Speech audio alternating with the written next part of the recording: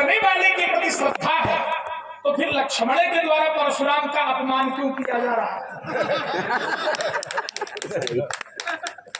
ये तो तुम्हारी गेंद हमने तुम्हीं को दे दी। अब देखिए यही है, ये मनोविनोद की बात है। अब आप सोचो, इसी को कहते हैं अधिकार से जन्म लेने वाला कर्तव्य। अब आज के समय में समस्या है कि व्यक्ति कर्तव्य का पालन करे कैसे जब उसके पास अधिकार शून्यता है। पंडित जी, भाई के प्रति कर्तव्य निभाना नहीं चाहता लेकिन अधिकार मांग रहा है। पुत्र पिता के प्रति कर्तव्य का निर्वाहन नहीं करना चाहता है लेकिन पिता से अधिकार मांगता है। पुत्री माता के प्रति कर्तव्य का निर्वाहन नहीं करना चाहती लेकिन माता से अधिकार मांगती। बेटे का विवाह होता है, पत्नी घर आती है, दूसरे दिन से अपनी माता से अधिकार मांगने लगती कि माता जी सब खजाना हमारे है। कर्तव्य नहीं है, अधिकार। तो मैं अधिकार के पद पर खड़े होकर के विरोध कर रहा हूं। सुनो राम, जय शिव धन तोड़ा, जैसा कि तुम कर रहे हो। तोड़ने वाले को मैंने शत्रु कहा। विश्वामित्र जी नहीं खड़े हुए, सतानंद नहीं खड़े हुए, याज्ञवल्क्य नहीं खड़े हुए, अनेकानेक मुनिगण नहीं खड़े हुए, कोई नहीं खड़ा हुआ, लक्ष्मण ही खड़ा क्यों हुआ? ये देखो, ये इतने ज्ञानी लोग समाज में है। वही मैं कह रहा हूं कि कर्तव्य ही अधिकार को जन्म देता है। जैसे धनुष के खंडन पर परशुराम को यह अधिकार प्राप्त हो रहा है कि वो तोड़ने वाले का विरोध करे, ऐसे ही विरोध करने पर, तोड़ने वाले का विरोध करने पर लक्ष्मण को यह अधिकार प्राप्त हो रहा है कि खड़े हो भाई, कुछ कहो। तो आपको किसी ने आदेश नहीं दिया किसी ने? तुम्हारे भैया राम ने तुमसे कहा कि जाइए परशुराम जी का अपमान करिए, नहीं कहा, लेकिन फिर भी सुनि मुनि बचन लखन मुस्काने बोले परसु धरे अपमाने, है ना? एक बिंदु, ये तो तुम्हारा कभी कभी प्रश्न का उत्तर नहीं होता, आपके तो प्रश्न का उत्तर प्रश्न ही हो जाता है तो उत्तर हो जाता है। तो वही मैंने किया है अपनी चतुराई से। अब इसको आप समझिए अपने अनुसार। दूसरा बिंदु भृगु जी का ले लीजिए। एक बार पंडित जी, एक बार लक्ष्मी जी भगवान की पूजा करने के लिए कमल के पुष्पों को लेने के लिए गई। सोची कि मैं कमल के पुष्प ले आऊं, और नारायण को कमल पुष्प अत्यंत प्रिय है, तो लक्ष्मी जी पुष्प लेने गई। अब लक्ष्मी जी जब पुष्प लेकर आई, लौटी, तो लक्ष्मी जी ने देखा कि वैकुंठ में तो सब नारायण दिखाई पड़ रहे हैं।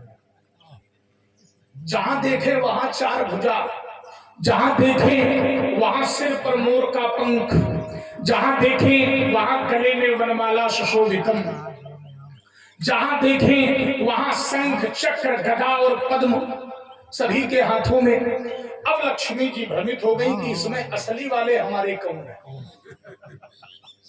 देखो, प्रभु की लात वाली बात मैं बता रहा हूं, इसको ध्यान से सुनना। अब लक्ष्मी जी भ्रमित हो गए कि इसमें हमारे कौन है, ये तो सब हमारे लग रहे हैं।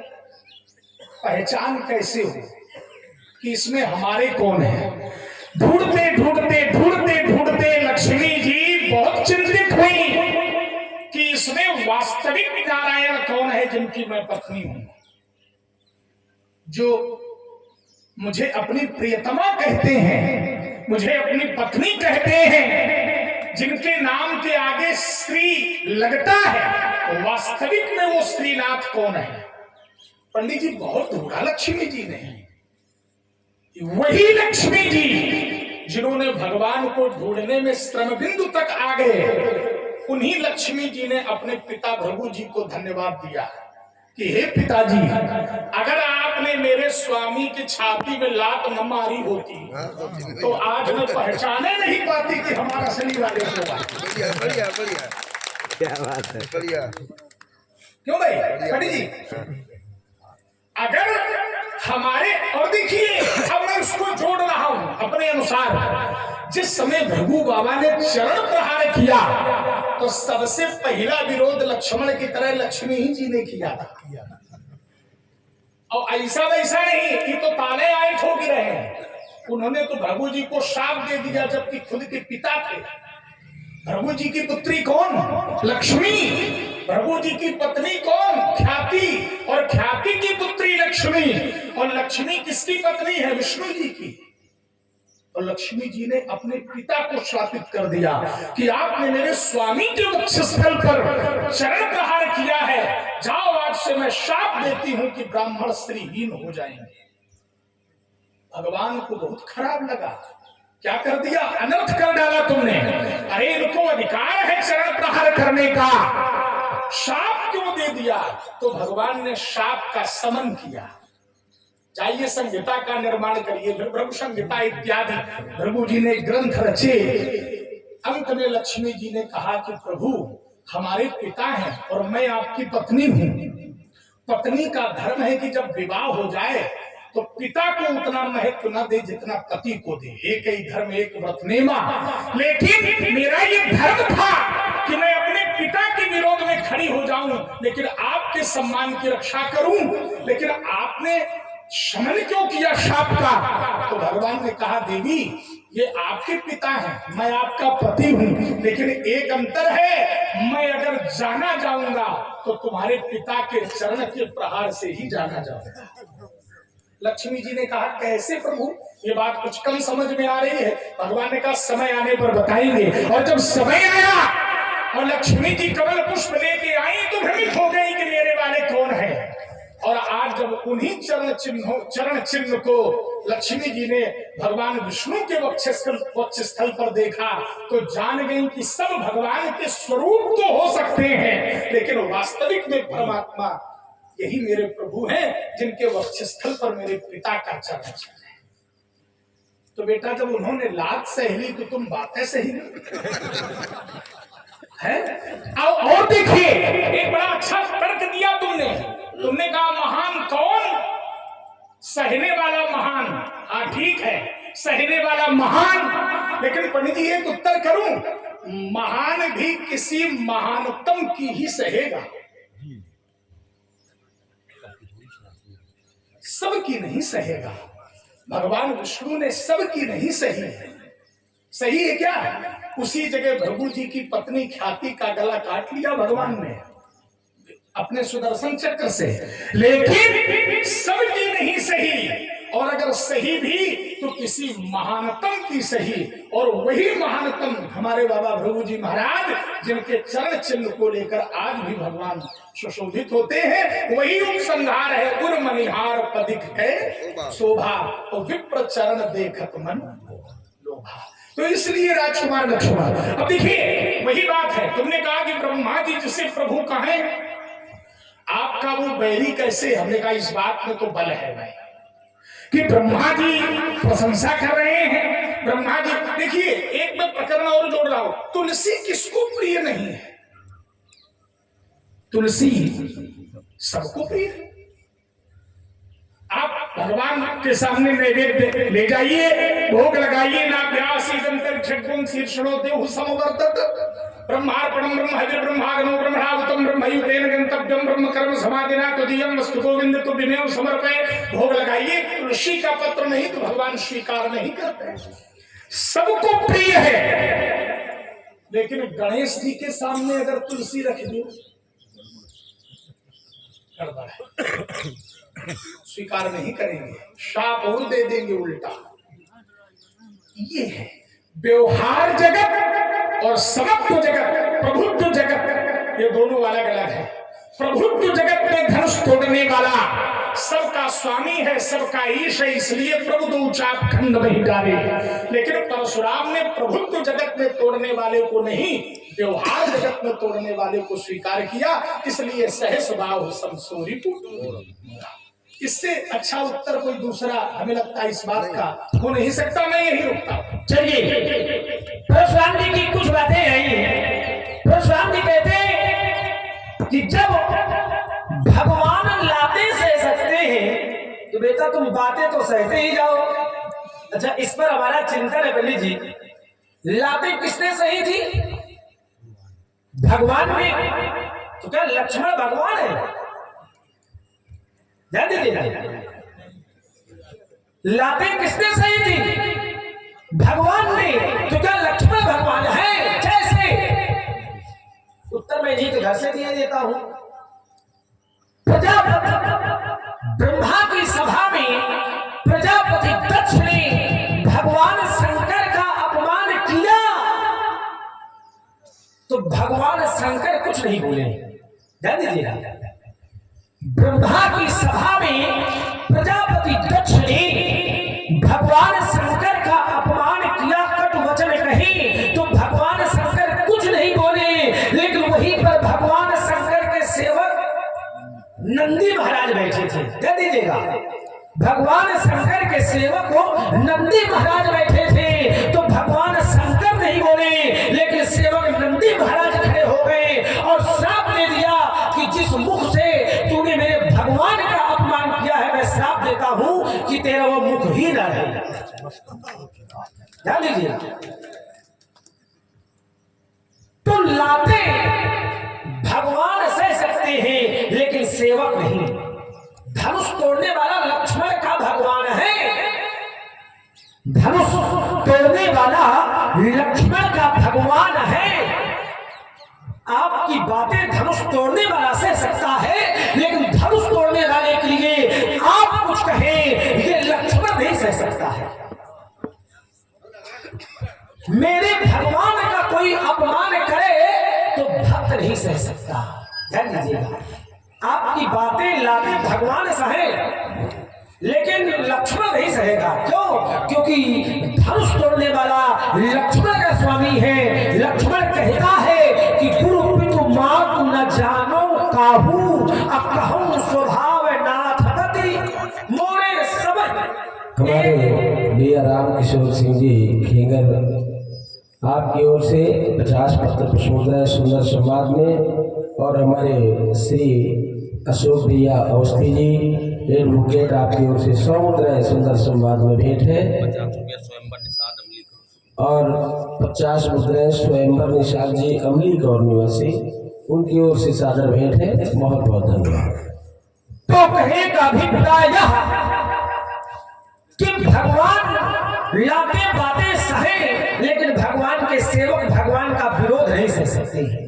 आप धनुष तोड़ने वाले का विरोध करेंगे, धनुष तोड़ने वाला मेरा भगवान है, तो धनुष तोड़ने वाला ये कह सकता है कि हुई है कुवेकदास तुम्हारा आय सुखा कहीं कि मोही। लेकिन लक्ष्मण आप कहेंगे कि सुधर तोड़ा सहस का संतोष तोड़ा, तो ये लक्ष्मण नहीं सुन सकता।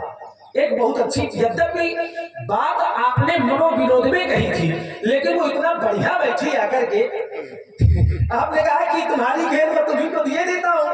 नहीं, मैंने एक करके दिया था कि भगवान शंकर सबके, भगवान शंकर पर श्रद्धा सबको है, तो विरोध परशुराम जी ही क्यों कर रहे हैं? ध्यान दीजिएगा, मैंने कहा था कि श्रद्धा सबको है, उसी प्रकार परशुराम जी ने कहा कि धनुष तोड़ने वाले पर श्रद्धा सबको है, लेकिन विरोध लक्ष्मण बस क्यों कर रहा है? अच्छा, उसमें भी कारण है। ध्यान दीजिएगा, विरोध तो सभी कर रहे हैं। मिथिला में परशुराम जी के आने से सुखी कोई नहीं है, प्रसन्न कोई नहीं है, भयभीत सब है। आचार्य कहते हैं, आदरणीय हमारे व्यास शिरोमणि बैठे हैं, तो इसका भी रस लेते चले। आचार्य कहते हैं, बोले सुने मुनि नाग नगर नर नारी, सुर मुनि नागो, सुर मुनि नागो नगर नर नारी, असोच ही सकल त्रासुरो। त्रास माने भय, डर, सभी भयभीत है। किससे? धनुष तोड़ने वाले से। अच्छा, परशुराम जी से सभी भयभीत हैं, तो क्या धनुष तोड़ने वाले से भी सब भयभीत हैं? दो बातें थी। मैंने कहा था भगवान शंकर पर श्रद्धा सबको है, तो विरोध परशुराम जी क्यों कर रहे हैं? परशुराम जी ने कहा कि धनुष तोड़ने वाले पर श्रद्धा सबको है, तो विरोध लक्ष्मण ही क्यों कर रहा है? लक्ष्मण नहीं, विरोध सब कर रहे हैं।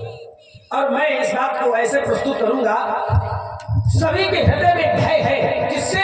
परशुराम जी से। अच्छा, एक मनोविनोदी विनोद वाला उत्तर आप दीजिए, ईमानदारी से बताइए। जिस समय पर मिथिला में रंगभूमि में और हमारे भैया हरिराम जी गौरा निवासी आपकी ओर से 51 पत्र पुष्प मुद्राएं भेंट है, बहुत बहुत धन्यवाद। जिस समय पर रंगभूमि में महाराज हमारा आगमन होता है, आचार्य कहते हैं रंगभूमि आए तो भाई अस शुभ सब पुरवासिन पाई, तो धाये धाम काम सब मनहू रंग विधिलू दनो। जब हम आते हैं तो सब देखने के लिए दौड़े चले जाते हैं। अब जैसे परशुराम जी आए, ईमानदारी से बताओ शाम के समय कितनी भीड़ थी। अब देख लो, अब देख लो, जैसे आगमन हो तो देखो बिल्कुल चमाचम में बड़ा है, खत्म। तो ये विरोध नहीं तो क्या समर्थन है? विचार करो, इसको आप विरोध न कहेंगे तो क्या समर्थन करेंगे? अच्छा, परशुराम जी धनुष तोड़ने वाले का विरोध कर रहे हैं, तो इस बात से भयभीत सभी लोग हैं। आचार्य कहते हैं मन पछता तो शील महतारी विधि अब सबरी का। ईमानदारी से बताइए, जिसके आने से बनी बनाई बात बिगड़ जाए वो व्यक्ति आपको कैसा लगेगा? ईमानदारी से बताइए, जिसके आने से बनी बनाई बात बिगड़ जाए क्या वो व्यक्ति आपको अच्छा लगेगा? नहीं लगेगा। क्यों? क्योंकि बड़ी बनाई बात बिगड़ गई। अच्छा तो भैया ये विरोध नहीं तो क्या समर्थन है? क्यों नहीं? ये विरोध नहीं तो क्या समर्थन है? तो इसलिए मुझे लगता है कि परशुराम जी का सभी के द्वारा यहाँ पर परशुराम जी के आने से, बोलने से, देखने से प्रसन्न कोई नहीं। सभी आए चाहते कि परशुराम जी जितनी जल्दी हो तो चले जाए। ईमानदारी नहीं, कहाँ चले जाए? अरे अब जहाँ आप भेज दें और कहाँ चले जाए वही चले जाए, अब और कहीं थोड़ी भेज दिया जाएगा। अच्छा, ये चिंतन है, विरोध कर रहे हैं परशुराम जी, ध्यान दीजिएगा। परशुराम जी विरोध कर रहे हैं किसका? धनुष तोड़ने वाले का। तो मेरा विश्वास कहता है, विश्वास का आचार्य कहते हैं कि धनुष तोड़ने वाले ने धनुष को तोड़ा तो किसकी आज्ञा से? गुरु आज्ञा से। धनुष तोड़ने वाले की चर्चा लंबी रोशनी में दो शब्दों की इस बात को समाप्त करूंगा। धनुष तोड़ने वाले ने धनुष को तोड़ा गुरु आज्ञा से। तो क्या जो कार्य गुरु आज्ञा से किए जाते हैं, पंडित जी, जो कार्य गुरु आज्ञा से किए जाते हैं, क्या उन कार्यों में भी दोष होता है? विचार करिएगा। जो कार्य गुरु आज्ञा से किए जाते हैं, क्या उन कार्यों में भी दोष होता है? और अगर होता है, अगर नहीं तो फिर धनुष तोड़ने वाला दोषी कैसे? ये बात तो ठीक। अच्छा, एक बात आप लोगों ने बड़े भाव से सुनी कि परशुराम जी महाराज जब आए तो सब इधर उधर, है ना? और अच्छा, एक बात मैं आपको बताऊं, इसका उत्तर भी इसी में है, इससे बाहर कुछ नहीं है, सब यहीं पर है। अच्छा, एक बात बताओ भैया, आप लोग खीर भी खाते हो कि नहीं खाते हो? तो खीर में क्या पड़ता है? शक्कर, शर्करा पड़ती है। शर्करा खीर में पड़ती है तो खीर अच्छी लगती है, और वही शर्करा अगर सब्जी में डाल दी जाए अच्छी लगेगी क्या? नहीं लगेगी। अब ऐसे ही सोच कर देखो, वही शर्करा अगर सब्जी में डाल दी जाए तो क्या सब्जी अच्छी लगेगी? यद्यपि तीखा सबको अच्छा नहीं लगता, लेकिन जहां तीखे की आवश्यकता होती है वहां तीखा अच्छा लगता है। अब आप देखिए, इसी प्रश्न का उत्तर मानस में है। हम मानस से बाहर नहीं जाएंगे, मानस में ही है सब। क्या है? देखी महीप, देखी महीप सकल सकुचाने, और बाजी झपट जन लबा लुकाने, देखी मही। अब आप से उत्तर करें। लवा पक्षी और बाज पक्षी, भीड़ लवा की अधिक हो और अगर उसी बीच में बाज आ जाए तो क्या लवा रुकेगा? अपने आप मैदान खाली हो जाएगा, लवा सब चलेंगे। तो अब तो वही है सूर्य के अति प्रकाश को सहने के लिए भी सूर्य के जैसा तेज होना चाहिए, और जो नहीं सह पाते हैं वो मैदान छोड़कर, बहुत महात्मा है जो वातानुकूलित कक्ष में रहते हैं, भगवान सूर्य के ताप को नहीं सह पाते, लेकिन बहुत महात्मा ऐसे हैं जो भगवान सूर्य के प्रचंड तापमान में भी, आतप में भी, धूप में भी वो भगवान की तपस्या करते हैं। ठीक है ना? और उसका कारण यही है। क्या कारण है? बाज झपट जनु लवा लुकाने। अच्छा, एक बात और है, लक्ष्मण और राम जब आए तो सबको अच्छे लगे। ये बात अपनी जगह पर उचित है कि राम की शोभा है, लक्ष्मण की शोभा है। धाये धाम काम सब त्यागी, मन हो रंग के नित लूटन लागी। यहाँ पर बहुत महात्मा है, राजकुमार भी है, राजा भी है, नगर के नर नारी है। राम लक्ष्मण जब आए तो सबको अच्छे लगे, लेकिन परशुराम जब आए तो ईमानदारी से बताओ, राम लक्ष्मण को अच्छे लगे कि नहीं?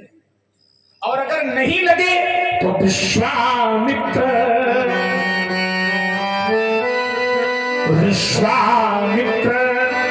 मिले पुनि आई, पद सरोज मिले दो। जिन राम को देखने के लिए नगर के लोग अपने घर को छोड़कर आ जाते हैं, परशुराम के आगमन पर विश्वामित्र जी ने उन राम लक्ष्मण को परशुराम के चरणों में डाल दिया। तो कुछ तो है ही है बेटा, अब बाद में तुम भस्मासुर भले बन जाओ तो हम क्या करें, लेकिन कुछ तो है ही है, तभी डाले गए। सबके चरणों में नहीं, लेकिन परशुराम के चरणों में डाले गए। इतने लोग आए, लेकिन सीता ने किसी को प्रणाम नहीं किया। लेकिन जब परशुराम आए तो जनक बहोरी आई शिरुनावा और सी बुलाई प्रणाम करावा। सी बुलाई, ये अपना अपना महत्व है, अपनी अपनी महिमा है, अपना अपना विचार है। एक बात और, आपने तक्ष का नाम 2-3 बार लिया है, तभी हम उस प्रसंग पर जाना नहीं चाहते थे, लेकिन फिर भी देख लेते हैं। आपने कहा कि वो प्रजापति दक्ष ने भगवान शंकर का अपमान किया, तो भगवान शिव कुछ नहीं बोले, भगवान शंकर कुछ नहीं बोले। भगवान शंकर ने सब सह लिया, लेकिन भगवान शंकर के भक्त नंदी बाबा वहां पर बैठे थे, लेकिन नंदी बाबा ने नहीं सहा। क्यों? सेवक धर्म ये कहता है कि स्वामी का अगर कोई विरोध करता हो तो सेवक को नहीं सहना चाहिए। हाँ, बिल्कुल ठीक बात है। स्वामी का अगर कोई विरोध करे, यानी पूज्य का अगर कोई विरोध करे, पूज्य का कोई अपमान करे, तो फिर सेवक को नहीं सहना चाहिए। तो पूज्य माने तोड़ने वाला, उनका विरोध अगर मैंने किया तो लक्ष्मण को नहीं सहना चाहिए। जी जी। और ये हमारे श्रीमान ठाकुर देशराज सिंह, ग्राम प्रधान अमली कौर, उनके द्वारा 100 मुद्राएं भगवान श्री परशुराम और लक्ष्मण जी के चरणों में समर्पित है। बहुत बहुत धन्यवाद। ये नियम आप दोनों पक्षों में लगाओ। जैसे पूज्य का विरोध तुम नहीं सह सकते हो, ऐसे ही पूज्य का खंडन। और हमारे श्री भोला सिंह जी अमली कौर, उनके द्वारा भी 40 मुद्राएं भाई श्री परशुराम जी और लक्ष्मण जी के चरणों में बहुत बहुत धन्यवाद। एवं और हमारे श्री ठाकुर मुन्ना सिंह, जो हमारे प्रधान जी के बड़े भैया जी हैं, उनके द्वारा 200 मुद्राएं क्रमशः श्री परशुराम जी और श्री लक्ष्मण जी के चरणों में समर्पित हैं। बहुत बहुत धन्यवाद। राजकुमार लक्ष्मण पूज्य पुजारी के लिए महत्वपूर्ण होता है, जैसे तोड़ने वाला तुम्हारे लिए महत्वपूर्ण है, ऐसे ही शिव धनुष हमारे लिए महत्वपूर्ण है। शिव धनुष मेरे लिए पूज्य है, भगवान शिव मेरे लिए पूज्य है। तो जैसे शिव धनुष खंडन कर्ता के विरोध में मेरे खड़े होने पर तुम मेरा विरोध नहीं सह सकते हो, ऐसे ही शिव धनुष के खंडित होने पर शिव धनुष का खंडन और इस स्थिति में उसका बड़ा होना ये मैं नहीं सह सकता है, मैं नहीं सह सकता। तो जैसे तुम नहीं सह सकते हो, ऐसे ही पूज्य का विरोध मैं नहीं सह सकता हूं और नहीं सहना चाहिए। शिव धनुष टूटा, मैंने नहीं सहा, विरोध किया, मैंने तोड़ने वाले का विरोध किया तो तुमने मेरा विरोध किया। अब ये विरोध से विरोध कहीं न कहीं मिल रहा है और ये मिलते मिलते कहां तक की यात्रा करेगा ये भविष्य के गर्त में है, लेकिन आवश्यक भी है। इसलिए राजकुमार लक्ष्मण, मुझे लगता है कि सेवक का धर्म है विरोध करना, तो अगर सेवक धर्म का अनुपालन तुम कर रहे हो तो परशुराम के पक्ष में से भी सेवक धर्म का ही अनुपालन किया जा रहा है। एक अंतिम गुरु जी की बात और शेष रह गई, वो भी ले लें। तुमने कहा कि गुरु आज्ञा का पालन करना ये धर्म है। गुरु जी अगर कोई आदेश दें तो क्या गुरु आदेश को मानने वाला व्यक्ति दोषी होता है? हाँ, बिल्कुल नहीं होता है। गुरु आज्ञा का पालन करने वाला व्यक्ति दोषी नहीं होता है। पिताजी की आज्ञा का पालन करने वाला व्यक्ति दोषी नहीं होता है। माता जी की आज्ञा का पालन करने वाला व्यक्ति दोषी नहीं होता है। स्वामी की आज्ञा का पालन करने वाला व्यक्ति दोषी नहीं होता है। माता पिता गुरु प्रभु के वाणी और विनय विचार करी शुभ जानी, आज्ञा का पालन करना चाहिए। लेकिन अगर आज्ञा के पालन में कहीं न कहीं अनुशासन का प्रतिशत कम और अधिक हो जाए तो फिर वो आज्ञा भी दोष में क्यों पड़ेगी? गणेश जी महाराज माता की आज्ञा का पालन कर रहे थे। माता जी ने कहा था कि द्वार पर बैठो, अब कोई भी व्यक्ति इस द्वार के अंदर प्रवेश न कर पावे। द्वारपाल बन करके मैया पार्वती ने गणेश को बिठा दिया। अब गणेश जी द्वारपाल बनकर बैठ तो गए, नियुक्त हो गए, द्वारपाल बनकर बैठ गए। अब भोले बाबा को रोक दिया।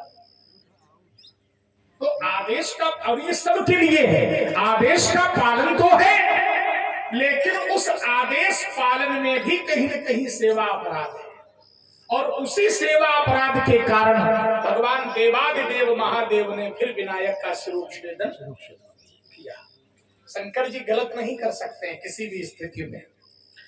तो आदेश है, लेकिन उस आदेश पर भी सेवक को से अच्छा, आप तो पुराण तिलक के बड़े ही मर्मज्ञ आचार्य हैं और मुझे बड़ा अच्छा लगा कि आज आपसे भेंट हुई।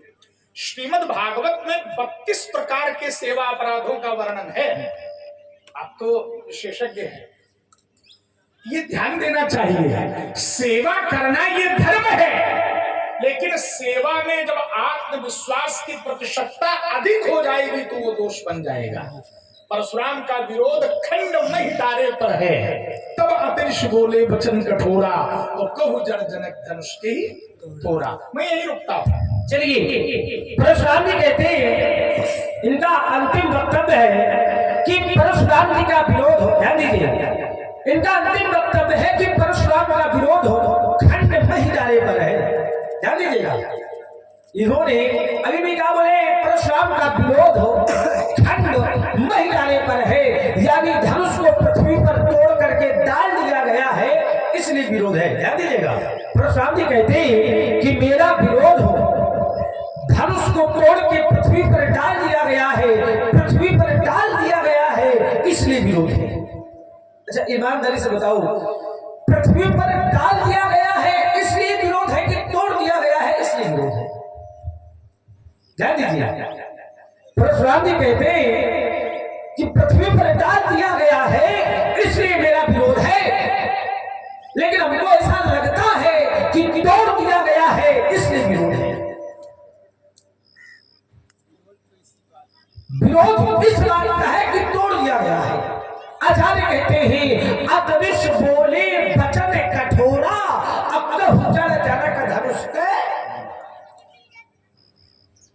हमारे भैया से स्वयं परशुराम जी कहते हैं कि सुनो राम जिह शिव धनु तोड़ा। काहे का विरोध है? तोड़ने का, ना कि पृथ्वी में डालने का। विरोध का है तोड़ने का। आइए, मैंने कहा था कि गुरु जी की आज्ञा से जो कार्य किया जाए उस पर दोष नहीं लगता। तो श्री परशुराम जी महाराज ने बड़ा सुंदर उत्तर किया। बोले सेवा की जाए लेकिन सेवा में अनुशासन का प्रतिशत कम नहीं होना चाहिए। जैसे गणेश जी को आदेश दिया गया, गणेश जी को आदेश दिया गया कि द्वार पर तुम रहो, कोई आने ना पाए, तो भगवान शंकर को ही रोकने लगे। अच्छा, ये बात धनुष तोड़ने वाले से कैसे जुड़ेगी? ध्यान दीजिएगा, ये बात धनुष तोड़ने वाले पर जुड़ेगी कैसे? क्यों? क्योंकि धनुष तोड़ने वाले को आदेश दिया जाता है क्या? धनुष तोड़ने वाले को जो गुरु आज्ञा मिली, तो गुरु आज्ञा क्या है? आचार्य कहते हैं बोले उठा हुआ मुख भंजो भव चापा, उठा हुआ मुख भंजो भव चापा, अमीता हुआ तो जनक सुन गुरु बचन चरण शिर नामा, हर्ष विषाद न कछुर। गुरु का आदेश दिया, गुरु जी ने आदेश दिया कि धनुष को तोड़ दो, तो धनुष तोड़ने वाले ने धनुष को तोड़ दिया। इसमें दोषी कैसे? जैसे एक दर्शन मिलता है, परशुराम जी महाराज ने अपनी माता का वध किया था। ध्यान दीजिएगा, परशुराम जी महाराज ने अपनी माता का वध किया था। कोई मैं व्यंग नहीं कर रहा हूं भी, ये तर्क है, ध्यान दीजिएगा, चिंतन है। आचार्य कहते हैं प्रमाण मिलता है। बोले परशुराम पितु आज्ञा राखी, परशुराम पितु आज्ञा राखी, हमारी माँ लोग सब। परशुराम जी ने माता का वध किया, किसके कहने पर? पिताजी की। पितु आज्ञा राखी, किसके कहने पर? पिताजी की। अच्छा, माता का वध करने के अच्छा कार्य है कि बुरा? बुरा कार्य है। परशुराम जी के द्वारा माता का वध किया गया, लेकिन परशुराम जी को दोष नहीं लगा। अच्छा, क्यों नहीं लगा? लगना चाहिए था लेकिन नहीं लगा। क्यों? क्योंकि पितु आज्ञा, पिता की आज्ञा थी, इसलिए दोष पिता की आज्ञा से परशुराम जी माता को मारे, अब उन्हें दोष ना लगे। अब गुरु की आज्ञा से धनुष तोड़ने वाला धनुष को तोड़ दिया, दोषी हो जाए। समझो, पिता की आज्ञा से आप महतारी का मारो, मंदिर बना है, अब आपको दोष ना लगे। अब गुरु की आज्ञा से अगर धनुष तोड़ने वाला धनुष तोड़ दे तो दोषी हो जाए। चलिए, एक अर्धाली आई थी, आपने कहा कि राजकुमार ये सभी लोग इसलिए चले गए हैं क्योंकि बाज झपट चिमी लवा, बोले लवा सब हवा हो गए। अच्छा, ये जिसके लिए है, ये अर्धाली जिसके लिए है, क्या वो गए? ध्यान दीजिए। अच्छा, यहाँ से ये जो स्थान रिक्त है, ये किसका? ये नगर के नर नारियों का है, ये नगर के नर नारियों का है। लेकिन देखत भगुपति बेश कराला, उठे सकल भय विकल। विकल कौन हुए? भुआला राजा। अब गए कौन है? यहां से गए हैं नर नारी। अब विकल कौन है? राजा। अच्छा, राजा गए नहीं ना। देखत भगुपति वेश कराला, उठे सकल भय विकल भुआला। विकल हो गए। अब विकल होके वो जिस उसी प्रकार छिप गए जैसे बाघ पक्षी को देख के लवा बटेर छिप जाते हैं। कुछ गए ना,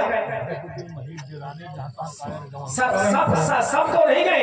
अब महाराज आपको पक्ष नहीं रहे, वहां लेके गए, मतलब एक है रास्ता है दोनों। वो पक्ष नहीं, वो सही कह रहे हैं।